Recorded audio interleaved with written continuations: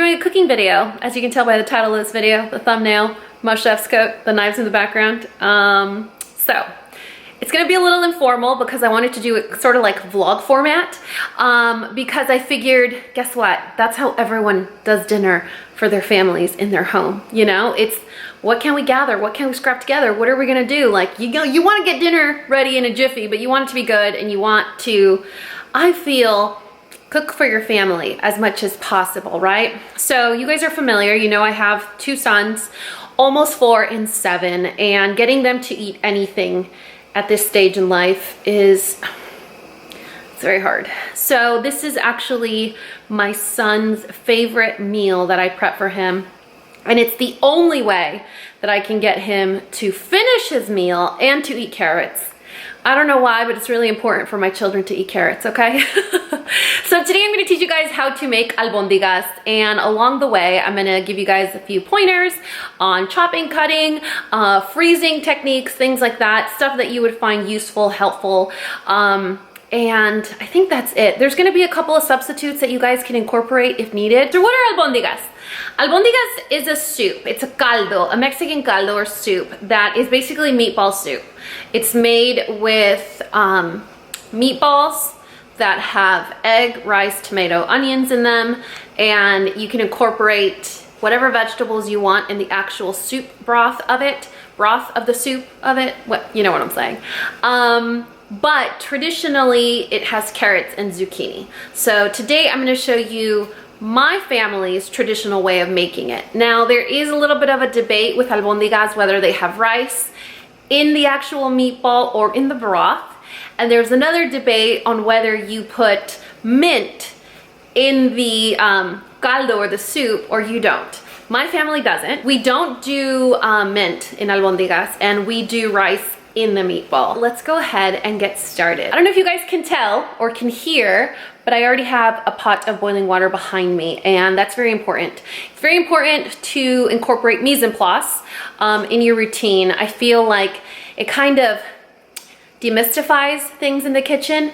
It prevents accidents from happening. You are a lot quicker, a lot more efficient. You make less mess, and I don't know, it's just a more organized way of handling your kitchen use. I appreciate that I can get something done in a shorter amount of time, making the least amount of mess possible. So we're gonna talk about ingredients, we're gonna make it together, and then we're gonna taste it together. Like I said, there's gonna be little tips along the way. The full recipe will be included in the description box of this video. But for now, let's get started because my back is sweating. So I told you guys mise en place was very important. So you wanna have all your tools and all your ingredients laid out along with your sous chef. So we have our ground beef. Very important that you don't skimp on the fat content of the meat because it really dries out your food and you won't like it. So if you don't get the 80-20, your meatballs are gonna be very dry regardless of if you change the ratio of other products. Trust me, you guys, I've tried to do it. We need a bunch of celery, 1 Roma tomato, 1 zucchini, 1 white onion. We're gonna need a couple carrots, 1 egg. This is short grain Japanese rice, but traditionally you use long grain. I just like this one because I feel like it's meatier or more dense, so it gives a lot more girth to your meatball. And then we're also going to need garlic salt and black pepper. Over here, we have basically the flavor of the broth. This is a tomato bouillon concentrate. It does have MSG, so if you guys have a substitute, if you want to do a chicken broth instead, you can also do that. But this is basically what gives the entire soup its flavor. As you guys can tell, my pot's already boiling. So basically, my tools, my ingredients, everything is waiting for me rather than me waiting for it. So that will help you a lot in the kitchen. So speaking of having everything waiting for us, what we want to do right now is get the broth going. So I have the boiling pot of water, and into that we're going to add 3 different things. A whole bunch of cilantro and half of an onion. Be really careful when you're cutting the onion. You never grab the knife like this, okay? You always want to grip the knife with 1 thumb on the handle near the heel, and then everything else, your fingers wrapped around the actual handle of the knife. if you do this or this, you're going to cut yourself one of these days. Just trust and believe. So what you're gonna do is you'll cut the top of the onion first, like that. And then you'll cut the onion in half. Use your hand to help you so that you don't hurt yourself and you don't rock the onion. So you have your half your onion ready, and you wanna remove the skin. This part isn't necessary, but it will save you some time when you're fishing it out of the broth. So a lot of times the peel gets detached and then you have to go in and fish it out. So I just remove it beforehand, and I don't know, it saves me one less fishing thing to do. And then I'll cut it down the middle one time, but not through the end. So if you guys can tell, I left the root intact, so this isn't gonna fall apart on me inside the broth. So I have half an onion, a bunch of cilantro, and then we're gonna season our broth. All right, so drop that onion in very carefully. Then we will remove, and I've already washed all of my vegetables. We're gonna remove the paper that's around the cilantro. You want to be careful because these have metal. It's a metal tie wrapped in paper. A lot of times it comes in rubber bands. If it comes in a rubber band, you can just drop the whole thing in there. You don't have to remove the rubber band. When it's metal and paper, I don't know where that's been. You know, it makes me a little nervous. So drop that whole thing in. I know that looks weird, but trust me, it's gonna make all the difference in your broth. And then the last thing we're gonna do is add the Knor de tomate, or the tomato bouillon. Cilantro really makes a difference in the broth.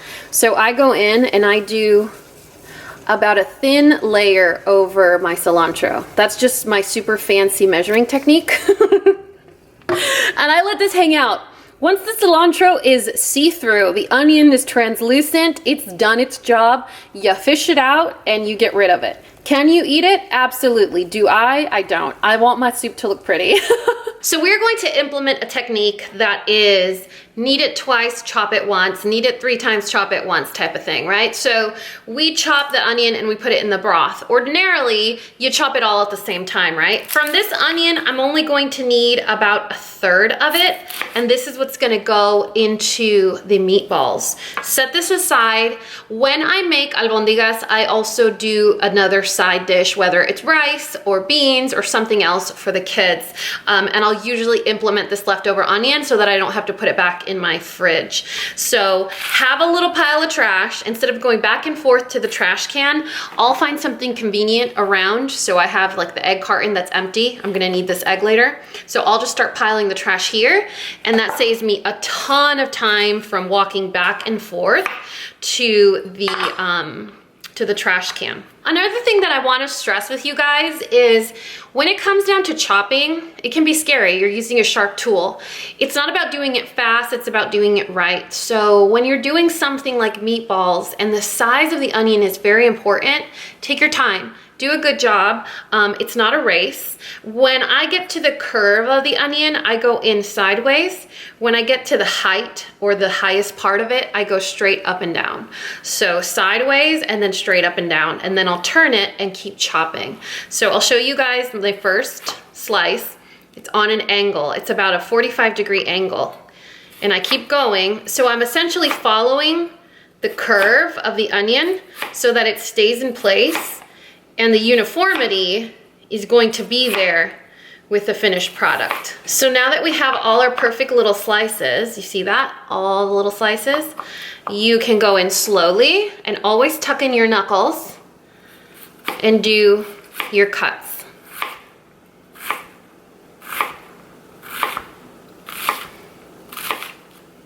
When you get to the end, did you see how I'm pinching it with my fingers, but I also slowed down at the same time?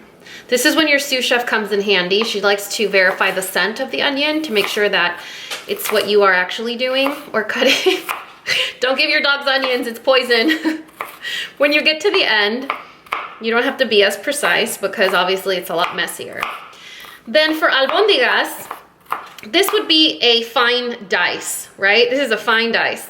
But for albondigas, you want them to be as small as possible. So I'll give it a few run-throughs just to make sure there's no onions trying to live their best life that are extra chunky. Do you guys remember I told you to have everything around you available, ready to go? So I have my big bowl here, and this is where we're gonna mix the meatball mixture. So take all your onions, drop them in there, and then we're gonna keep chopping. Now, this is where you're gonna see that we chop everything at the same time. We're not gonna go back and forth. Now we're moving on to a tomato. Tomato is the juiciness of the meatball. I know that sounds weird, but it is. This is what's gonna give the meat a little more tenderness. And I don't know if you guys know this, but tomatoes are very high in acid. And if you cook it enough, they do get sweet, and they're going to tenderize your meat. With tomatoes, you cut those, you guys, however you feel comfortable, because they are wet and they're slippery, and you could really hurt yourself if you get nervous or if you're trying to go too fast. Also, if you guys have a bread knife, a serrated knife like this one that has teeth on it, that is actually a very useful shortcut to cutting tomatoes, because it grips onto the flesh and it makes it less slippery. But if you have a new knife or a very sharp knife, you won't have that problem. I don't know if you guys noticed, but when I'm cutting the skin part of the tomato, the shiny part, I go this way. Instead of bringing the knife back to me, I cut this way, and so it really digs into the skin and it prevents it from being slippery. Just like we did with the onion, we're gonna give this another pass through. And this for me is super important, because if my son detects a big chunk of tomato, he's gonna start questioning, you know? He's gonna start having trust issues with the meals that I prepare for him. So tomatoes really cook down in the hot soup, but I mean, kids are smart these days. So give it a couple run-throughs to kind of hide the evidence. Grab your bowl one more time. If you use your knife upside down like this, you can actually use it to help you scoop up your product. Instead of going like this and then cutting yourself, you scoop it up backwards and you scrape that, put it back in your bowl. So nearby you want to have a bowl, and this is gonna be your landing zone for the vegetables that you're adding to the broth at the very end. So what I have here is 1 zucchini, and Mexican caldos traditionally have very chunky vegetables. So I usually cut a zucchini in 3, and you can sort of eyeball it. Usually they're about the same size because I've done it so much. So you cut it in 3s, and then I just like to stand it up and cut it in 4s. It's a lot easier to cut a zucchini standing up because on its side it's rolling and you can hurt yourself, especially if you have all that tomato juice on your cutting board. So go down the middle, cut it in like a half moon, and then cut it again. And I only do 1 zucchini because I find that it's not everyone's favorite, and there's only 3 of us, and the 4-year-old, does he really count, you know? As far as the carrots go, I use more. I'll use about 3, usually because I'm giving some to the dogs while I'm cooking, but also because it's a vegetable that my kids will actually eat. So just milk it, you know, find what your kids will actually eat and take advantage.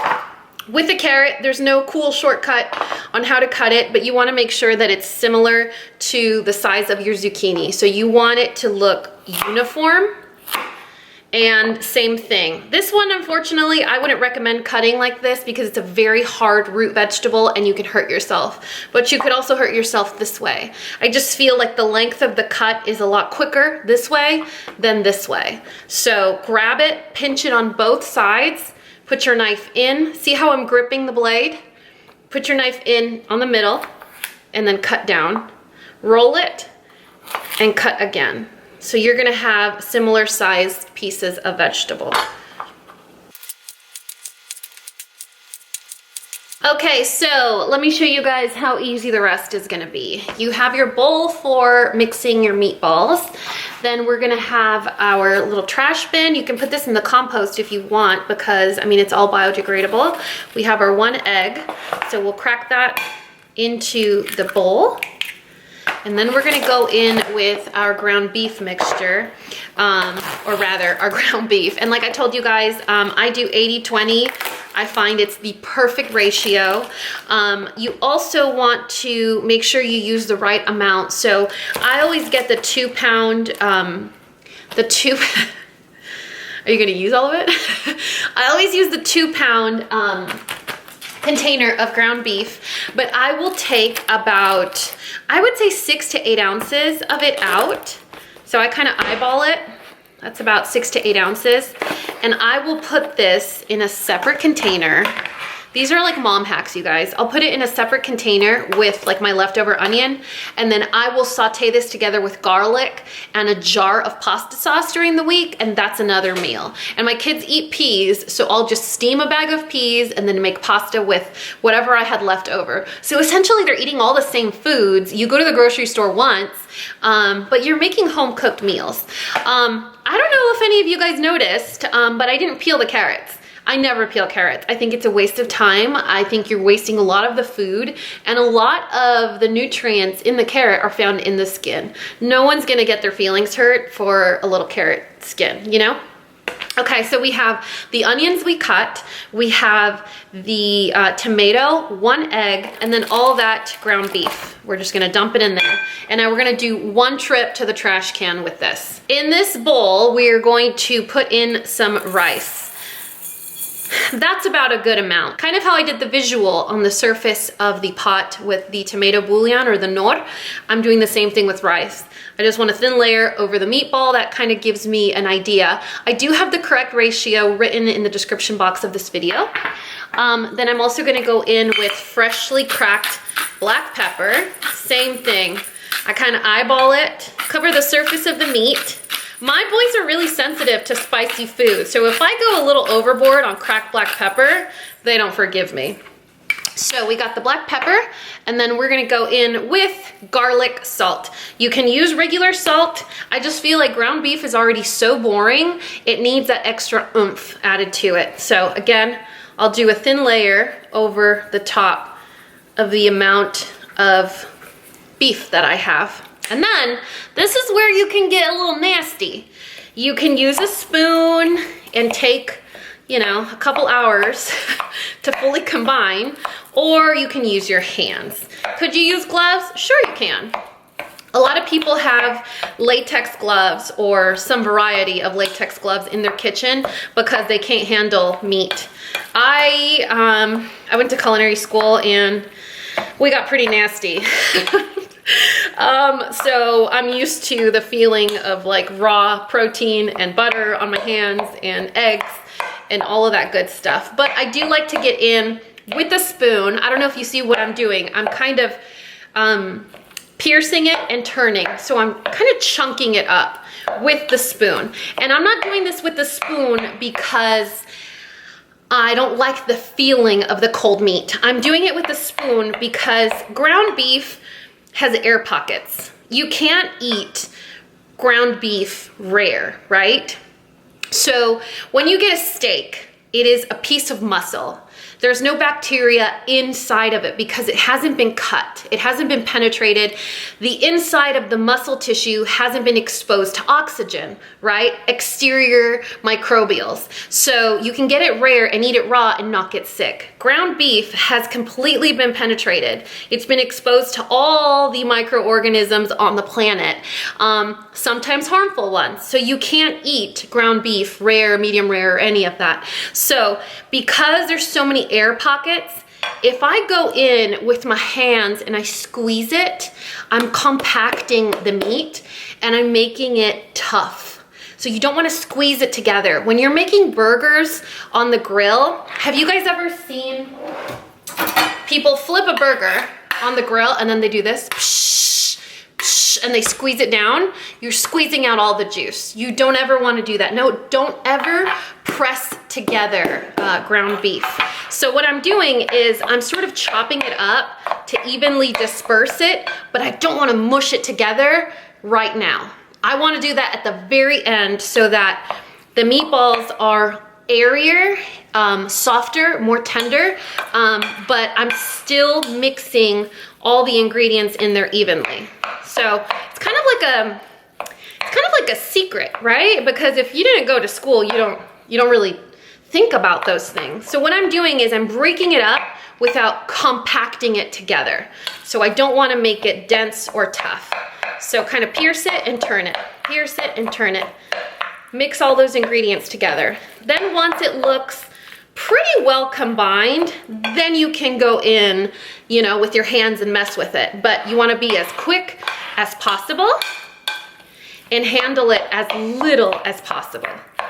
Okay, so once it looks like this, you can go in with your hands and your cute mani, and you can really combine the mixture. See what I'm doing? When I squeeze it, it sticks together. So I'm squeezing out the oxygen and I'm gonna make it tougher. So you wanna do it as little as possible. But because we already broke it up, all we're trying to do really is pick up all those little pieces of delicious flavor, like the tomatoes and the rice. Make sure that the egg is in there real good.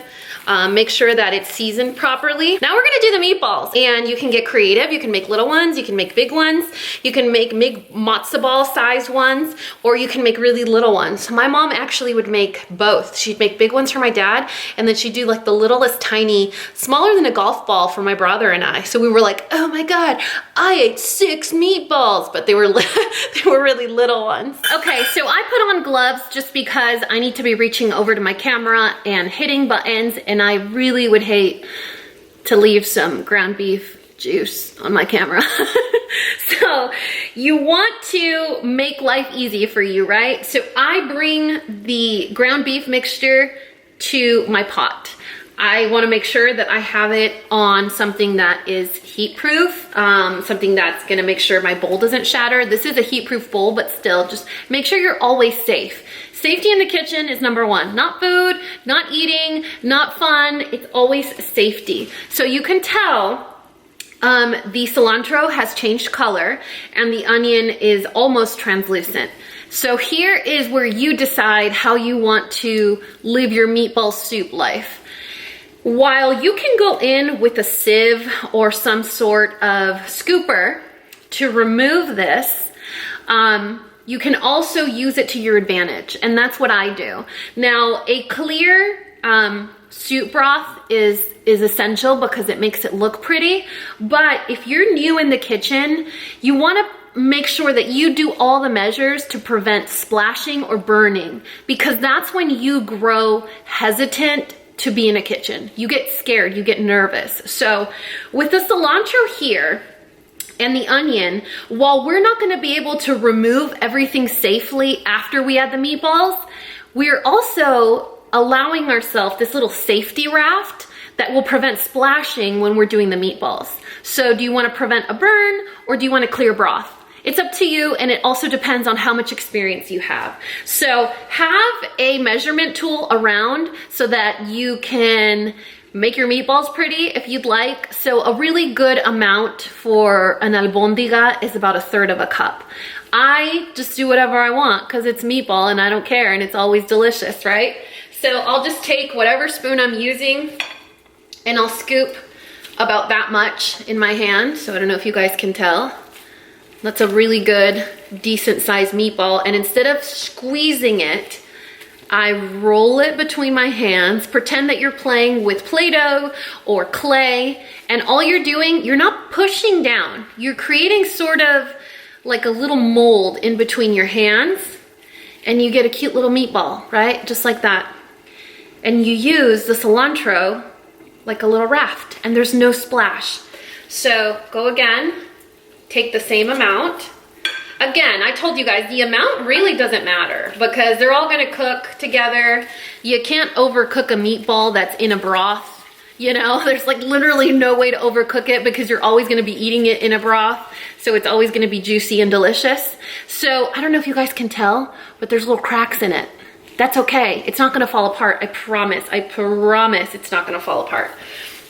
So keep going until all the meat mixture is done. And this amount is enough, I would say, for 4 adults. or maybe a family of, I don't know, 5 to 6 if there's kids involved. It's a really light but hearty meal. It's hard to describe because it's not creamy, it's not heavy. It's almost like Mexican soul food, especially on a cold, rainy day or when you're sick. When my mom would come to visit after I moved to Dallas, she would always ask me, what do you want me to make you? And the answer was always albondigas or enfrijoladas. That'll be a story for another day. So there's the other one. You see how slowly it falls into the broth? So it definitely prevents from any splashing occurring and making you a little scared about ever doing this again in the future. So keep going until you've used up all that meat mixture. If you do one that's a little too big, take a little pinch, remove it, and keep rolling.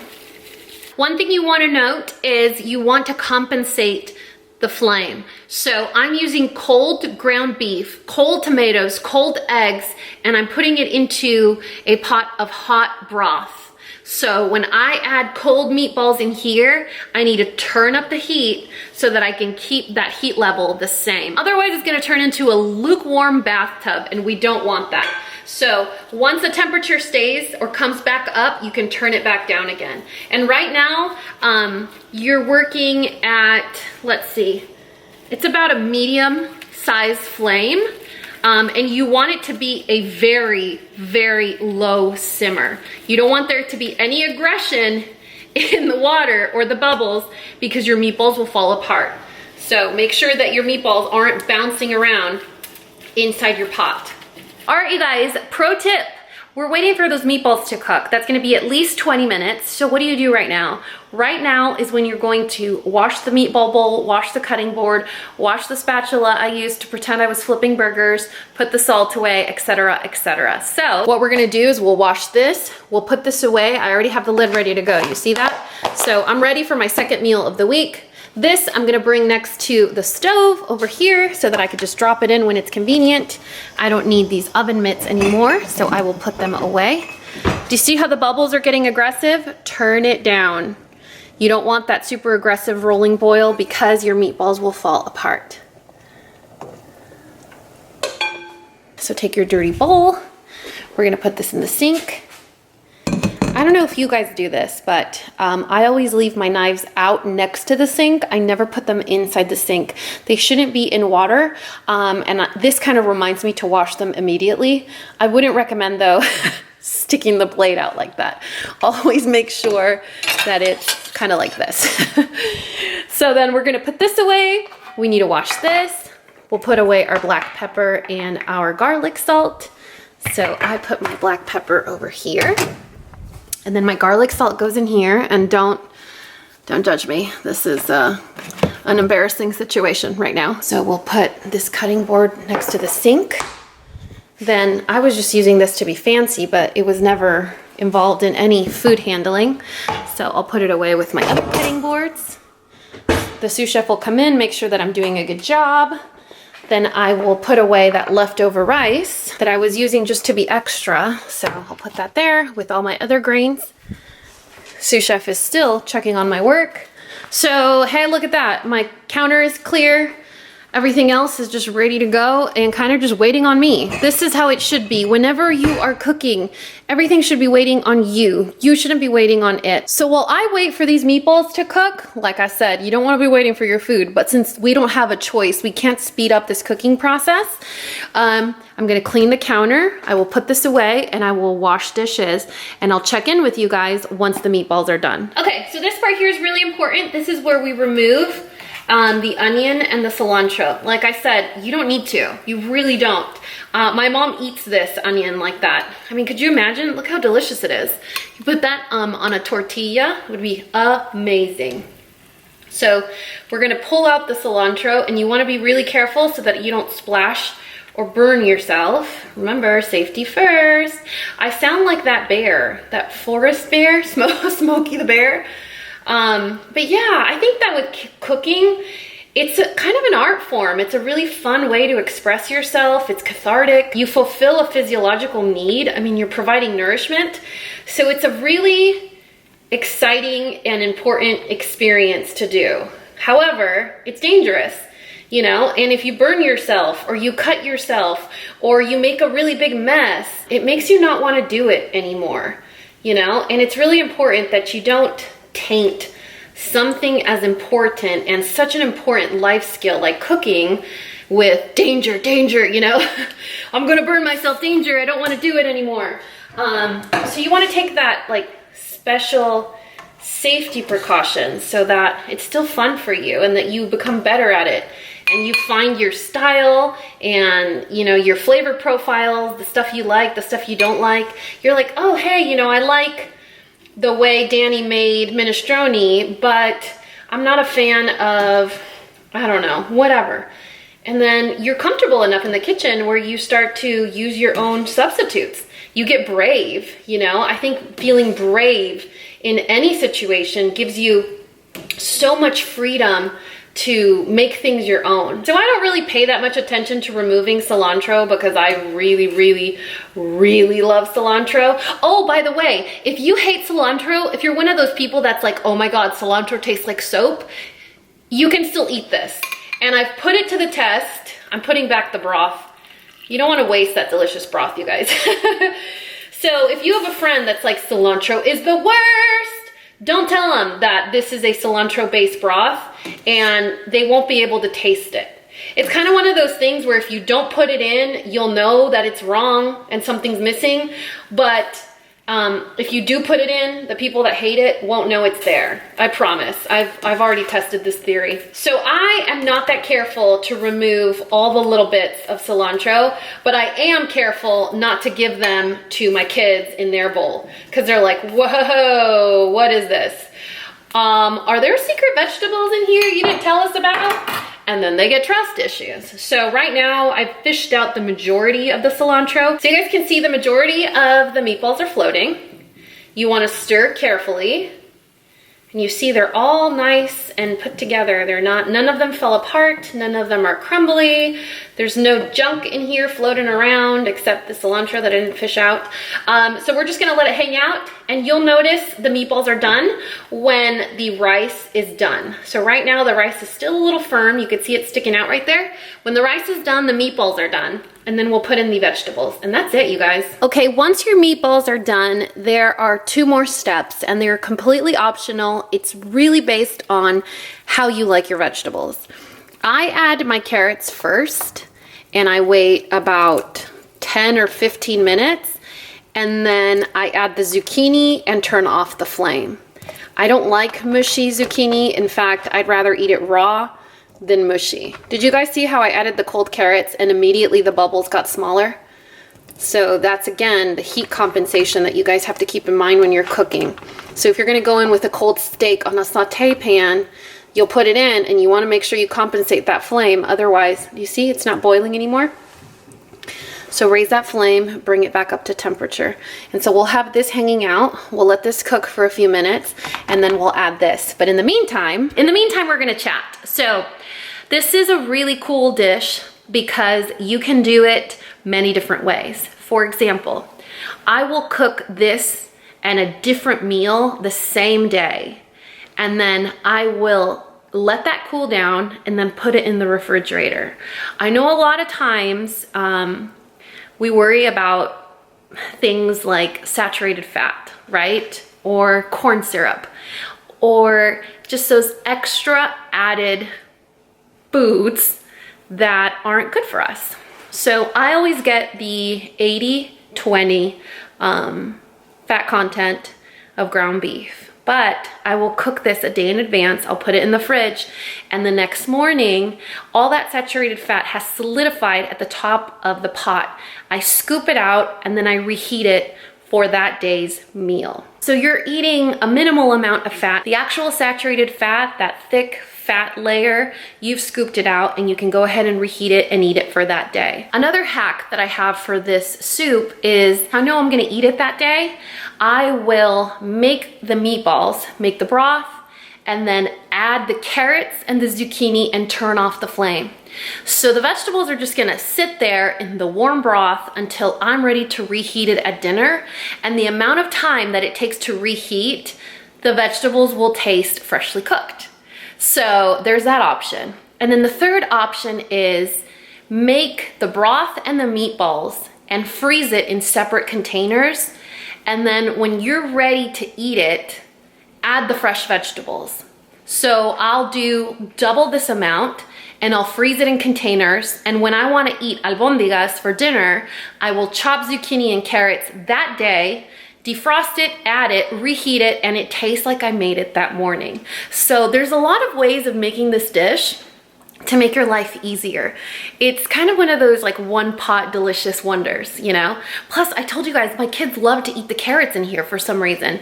I can't give them carrots in any other way. With peanut butter, with ranch, anything, they won't eat them. But in this soup, they will tear it up. And I use those bowls that have the straw attached, so they slurp up that broth and ask for more. So let me show you guys. So I got a few of these bowls in the dollar bins at Target. And it's a bowl, it has a straw attached. They're actually very easy to clean because I have one of these long straw scrubby thingies. You guys, I'm not cleaning as I go. So I just clean it out with that, or I run it through the dishwasher and it does the job. So it gets your kids to drink that broth. Even though they're not going to eat the zucchini, they're drinking the zucchini. Okay, now that the carrots have cooked enough and you see the temperature's up again, we're going to add the rest of the vegetables and let those hang out. And this is gonna be completely up to you. How cooked you want the zucchini.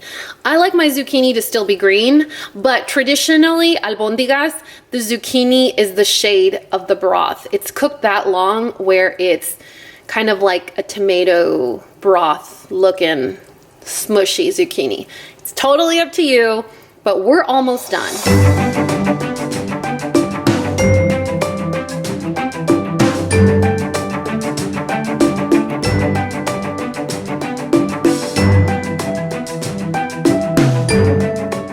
You guys, so here we have the finished product. This is an example of how I would serve it to an adult. Obviously I would skip the cilantro garnish. I was just trying to get fancy for you guys. But I usually do serve it with avocado and burnt corn tortillas, like where you just heat them on the flame, not in a skillet or a comal. And so this is an example of how I would serve it to my boys. Now I find myself, I think I'm a lot more successful when I serve them a little bit like this and then let them finish and ask for more instead of like dumping a big portion and then they feel kind of overwhelmed having to finish all that food. So I'll always give them a small amount like this. They clean their bowl and ask for seconds. So I don't know, I feel like it makes them feel a lot more confident in how they eat, and it's not like a chore, it's, you know, fun. Anyway, you guys, I really hope that you guys enjoyed this cooking video. I do have a few other videos on my channel up already, and these are gonna become a lot more frequent because I feel like cooking just makes me happy. And like I was telling you guys when I went on my little ramble about life skills, cooking is such a valuable life skill, you guys. You just need to have a good 4 to 5 recipes under your belt and you can sustain your life. You can stay alive without eating takeout every day. Anyway, I will list this recipe in the description box of this video. Also, if there are any tools that I use, like the ladle, the cutting board, the knife, I will try and list and link those as well if I can find them for you. But let me know if you tried this recipe. Let me know if it was a success.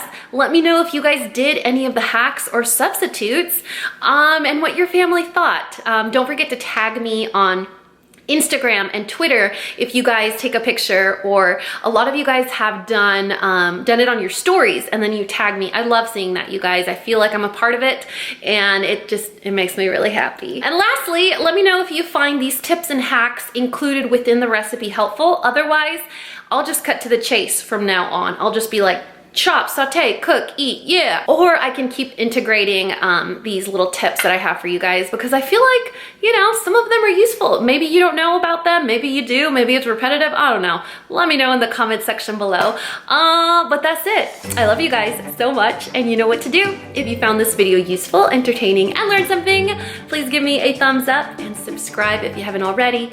And until next time, this coffee break is over. Bye, guys. Did you guys really think I was gonna let you go without doing a taste test? Oh my God. I just don't like to eat on camera because I make all kinds of yummy noises. I love you.